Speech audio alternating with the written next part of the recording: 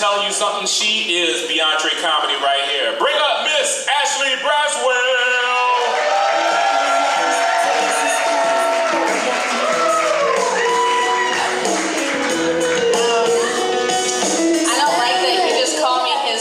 Because now all the other comedians are mad at me. What the hell, Joe? Why would you do that? Have you guys ever seen the movie White Chicks? Yes? That's why I picked that song. I'm trying to prepare you for me. I'm very pale. Are you guys having a good time tonight? Yeah? Oh, beautiful. Awesome. I like your costumes. The Sims? Yes. You guys are amazing. Look at the Sims. They're so precious. Also, shout out to the only child that's here. There's a kid here. She's got the best costume, though. She's got the best costume. It's okay. But, you know, let me move on from the kid in the room. I almost got banned off of Facebook because of this show. Because I was really excited about it. You know, like I like Halloween. Everybody said that they were going to dress up, and so I decided to dress up as a girl today because normally I like to dress up like a guy so I can match my other comedians. But I'm wearing a skirt, you know, but I don't like to show my legs. So they're still hidden. They're nice and black today. But I almost got banned off of Facebook because I posted the flyer for the show, and one of my comedian friends was like, "You know what to do, girl. Kill it." And so I commented back to him, and I said, "Dude, I'm going to kill everybody." And Facebook removed my comments, and they put a restriction on my account so that every single time I post something, it needs 24 hours before they'll let me do it. So every time someone has a birthday, I'm late, and so now I'm just the bad friend. And apparently the mass shooter, you know? But I thought it was funny that Facebook thought by removing my comment that it was going to save you guys. Because, you know, if you don't laugh at every single thing that I say, you need to duck when walking out of the door. Because I will be waiting, and I was raised down here, so my aim is pretty good, let me just say. I'll put my glasses on. But actually, I do want to raise awareness to mental health. Are there any mentally ill people in the audience? Yeah, just as I suspected. I wanted to raise awareness to the fact that I am nothing like you bitches, okay? I'm fine. I'm doing really good. I'm wearing a skirt. And it's corduroy. Very orange. But you know, I do have a problem. I have a problem with insecurity. You know, it weighs heavy on my mind. More specifically, people who are insecure. I hate them, you know? But more specifically, like the people who make their insecurity your problem all the time. Like people who want to reject your compliments. I am slightly insecure. You know, I'm especially insecure because I'm up here and I'm looking for validation from you guys this evening. So whenever someone compliments me, I'm always like, oh my God, thank you so much. Like, I appreciate this so much. You know, I'm opening the door for them to compliment me later. But my friend got a haircut the other day, and I was like, I love this asymmetrical bob that you got. Like, you are gonna look so good in your Twitter profile picture when you send Kanye West those tweets about how it's important to not hate on the Jews. And she's like, but my face still looks fat. And I'm like, Jessica, we are not talking about your fat face right now, okay? I'm trying to make you feel better about this shitty haircut.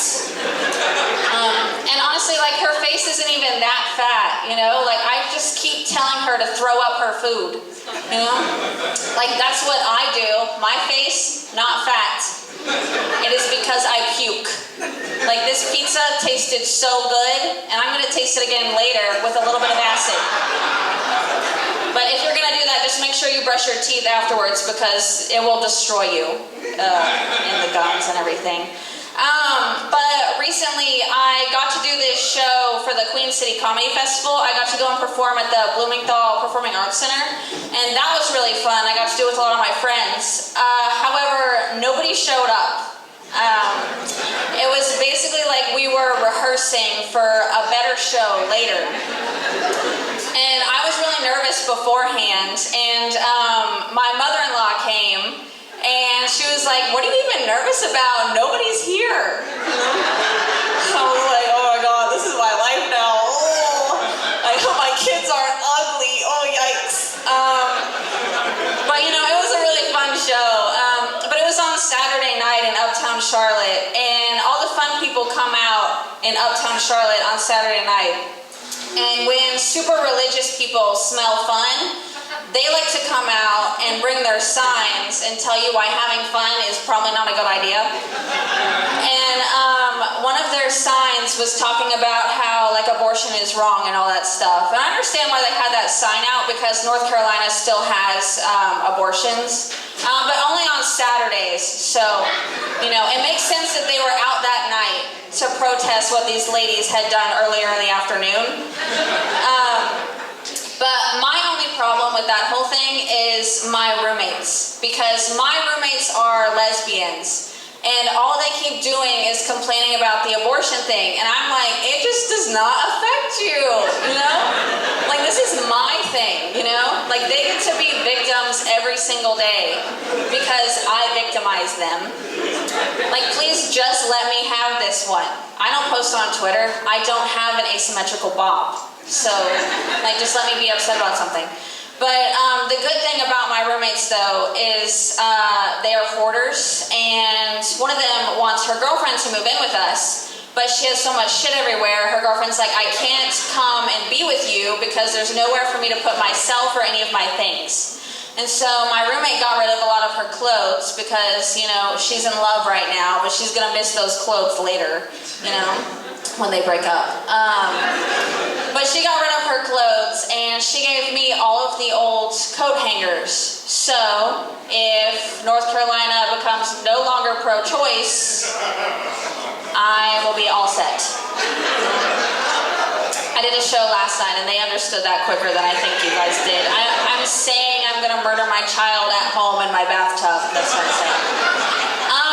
And they were all plastic too, because she was really cheap. So there's no way I'm gonna hurt myself. There's so many YouTube videos. Like, they're not gonna have any hashtags, but I'll find them. And even though I'm Gen Z, my attention span is so good. It is so good. But you know, I only have like one real problem with people who complain about the abortion thing. They're like, why don't you just get birth control? I've had birth control. I have it right now, but a different one than I had before. The first one that I got was the depot shot, and that is the one that goes into your buttocks, and it keeps you baby-free for 3 months. I had my period for 3 months. I did not know that the way the birth control worked was by making you undesirable. Like, men will still want to have sex with you if you're a mess, but it is strictly emotional. It is not vaginal. And even then, I don't want to deal with that. Periods can be really chunky, and I don't know what was happening with those chemicals, but oh my God, I thought I was having a miscarriage every day. I was like, oh Lord, there goes baby number 7. I don't know. But you know, I have the thing that goes in your arm now, so I won't have a child until I'm 30 years old, which is very good for me because clearly I have some growing up to do. But something that bothers me is, you know how there's parents who, whenever they have a baby, they want to show you a bunch of pictures of their baby. They're like, here's my baby, and it's brand new onesie. It's the only one that he hasn't shat in yet. Check it out, he's adorable. And you have to pretend like you want to see this baby, even though you're very scared that the baby is going to be ugly and you're going to have to lie to your friend. And you know, new moms are very hormonal, so they can probably smell the lies. And then you're going to lose a friend over your friend's ugly baby. But I always am a very good liar, so I'm always good at lying to these people and saying that their kid is cute.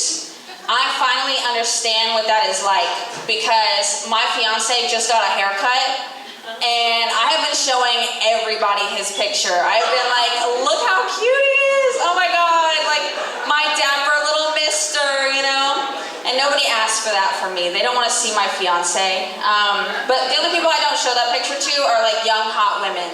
So none of you are gonna see my fiance. He's here, but if you see him, don't look at him, all right? I'm not gonna do anything about it, but I'll be sad. I'll be sad. I'm gonna end on a joke, because I just got the light, but I need to figure out what joke is funny. I'm gonna go with this one. So I am a woman driver, and that means I am a distracted driver, because every single time someone is veering into my lane and I pull up to give them the finger, it is a woman texting on her phone. And it's like, I want to be mad at them, but then I have to remember that they are probably texting their husband, trying to remind them how to raise their children.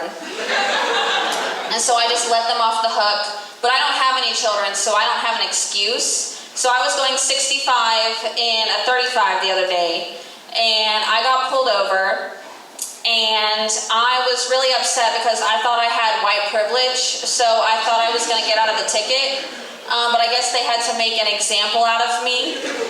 So I got a ticket, and that is when I realized that cops don't let you off the hook for being cute anymore. Or I am not cute enough to get away with it. And that is very upsetting because my mom tells me every day how cute I am. And so I confronted her about it. And apparently she's been lying about a lot of stuff. So my mental health is actually not that good. But that was my time.